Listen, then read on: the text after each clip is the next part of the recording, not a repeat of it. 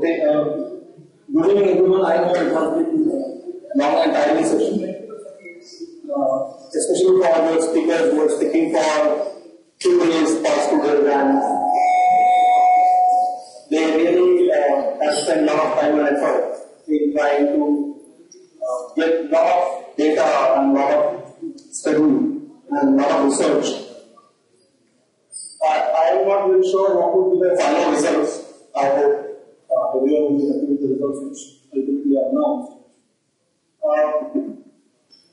The whole idea why we started this is because of a lot of confusion on various practices, and whatever various industry practices are available,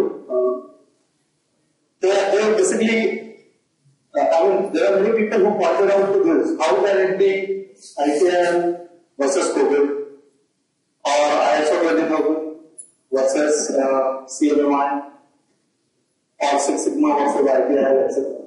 And whosoever said that, they are very right. And we have tried to do research on all of these, and when we tried to do research, we were not confused as to what all these practices are and how best organizations can adopt these practices for their own internal use.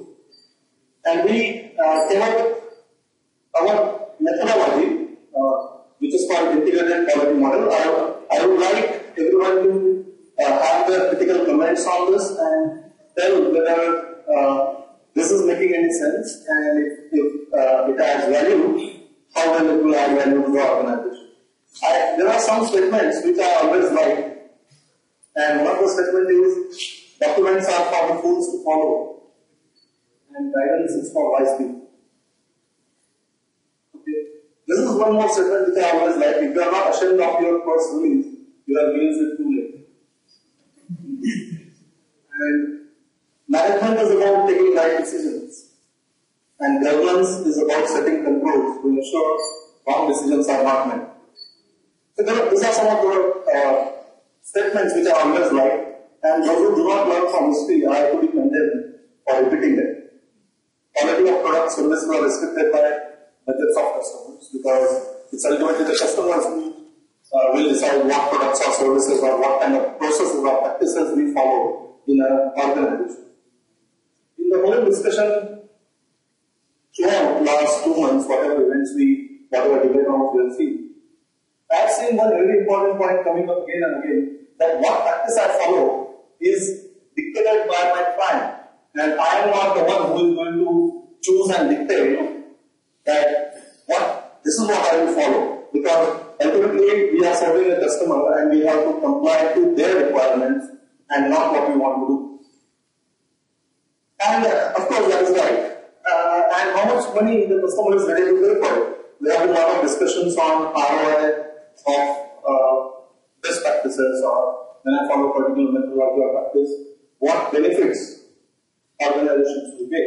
And my simple logic so far, whatever interactions I have had with whosoever is making an investment into best practices is, if I don't get the ROI within my tenure in the organization, then this project is of no value.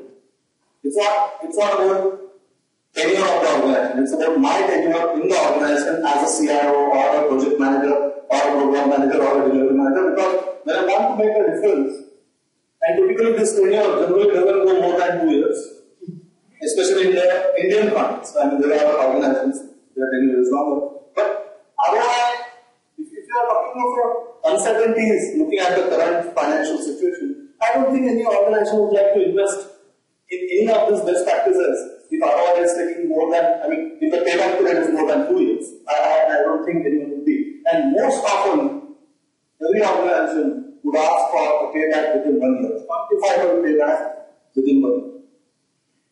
And that is what, and only if we are able to demonstrate, then only someone would make an effort to repeat that this method or practices. Otherwise, one is running fine, and organizations are running fine.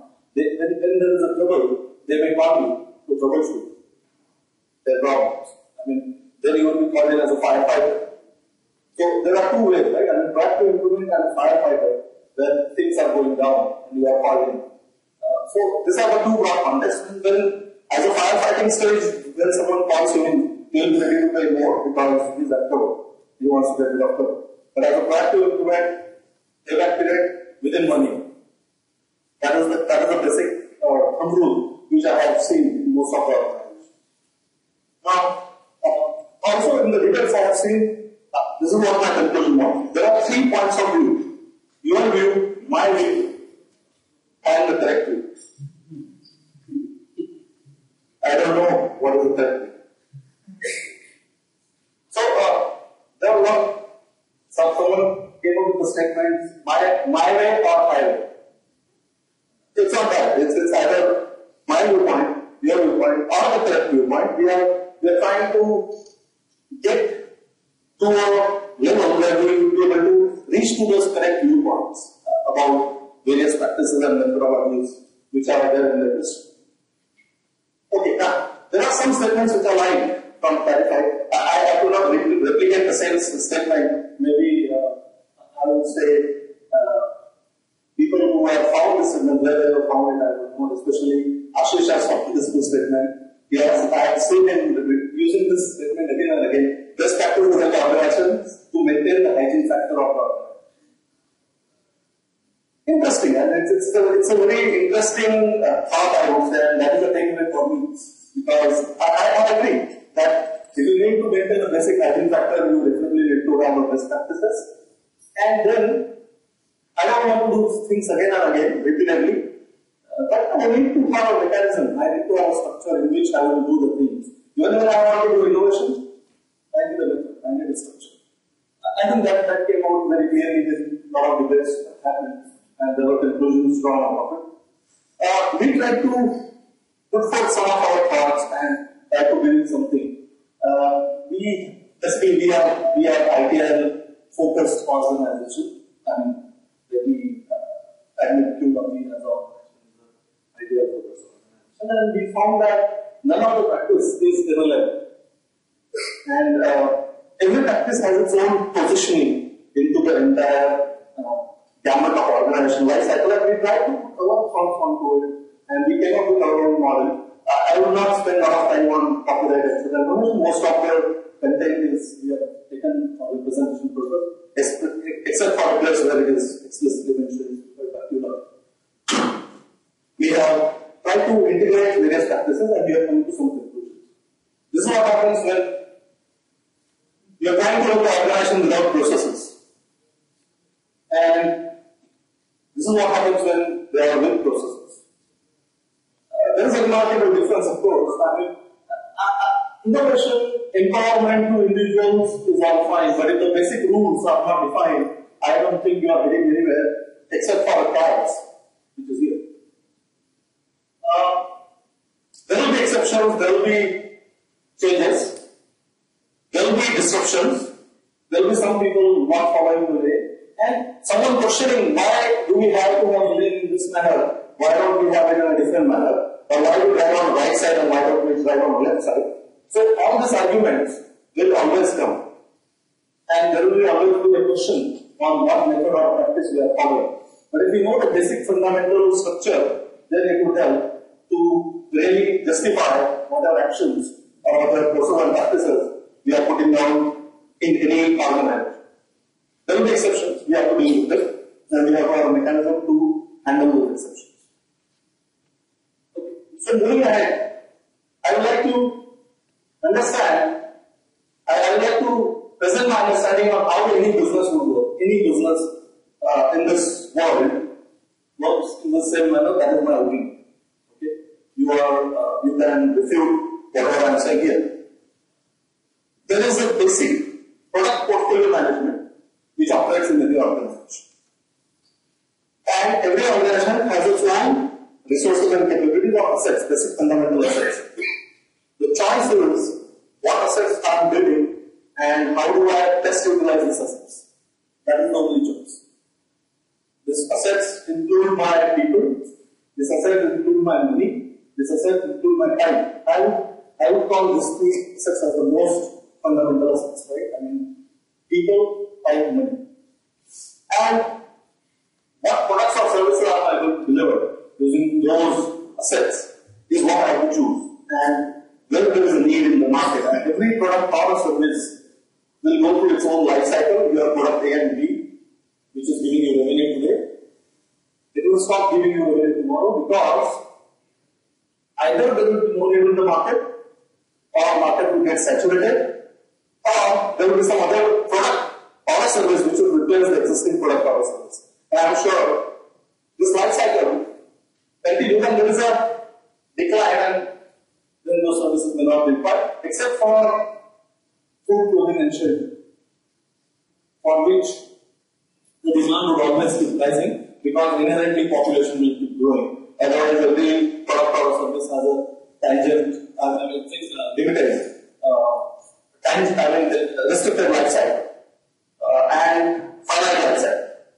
And when I'm doing this, I need to have a mechanism to ensure that I sustain my organization. If there are new products or service, maybe I go to a new geography, maybe I create a new product or service, but my fundamental assets are my source of costs. And how do I balance between the assets that I have and the market which I am operating?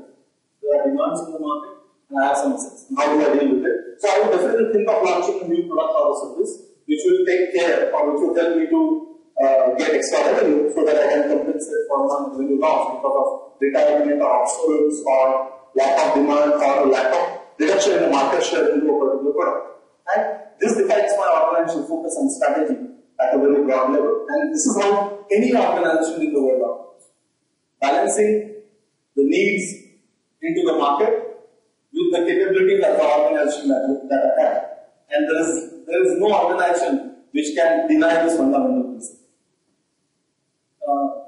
Do you all agree that this is the fundamental principle behind every organization? Innovation, optimization. These are the two terms. You can do innovation at both the sides, and you can do optimization on both the sides. Either you innovate your product or service, you innovate the way you go to the market, you innovate the way you reach to the target market, etc. Those are the innovations. You find out the ways to do things in a better manner. That is the innovation on your asset side, basically on your resource and capability side. And all the procedural practices are fundamentally trying to address one of these two points. Be it enterprise architecture, be it project management, be it service management, be it governance, etc. Now, what do I want to control out of this? And what do I want to achieve out of this? So, the organization will be broken down into two parts because I need to launch new product and service, I need to get into new geography, I need to enhance my existing products and services. So, there are two fundamental parts that the organization is divided in. These are projects and operations. The project is when I make an investment into building my asset or creating my asset. Right? So I need to build my asset, increase my asset or strengthen my assets, or I need to get into new geography or create a new service or organization. So project and operations. This is the two broad categories. During the project phase, I am focusing on building the assets. Any asset, project is a phrase when I create an asset. Whatever fundamentally in IT what we call as a project or operations project, they are not really projects. We are managing some operations. Operations of some outsource, some company who wanted to offload their operational work to us and we call it a project. Actually, it's not a project, we call it a project because we have finite duration for it. But that's not a real definition of a project. The real definition of a project is about the investment that you are making into creating an asset. What we fundamentally do in India is actually operations. We don't do any projects. Except we do the development project. On the support and maintenance side is all operations. Development is what is a project. When I am creating a service for the person, that is a project. Transition is a project because I have a specific aim. I am picking up some of the assets and transferring it to me and working on it. And that is a fundamental principle with which every organization works. And every organization would like to start understanding what is there and invest, and there will be pipeline, there will be catalog, and you will retire. So this is a basic fundamental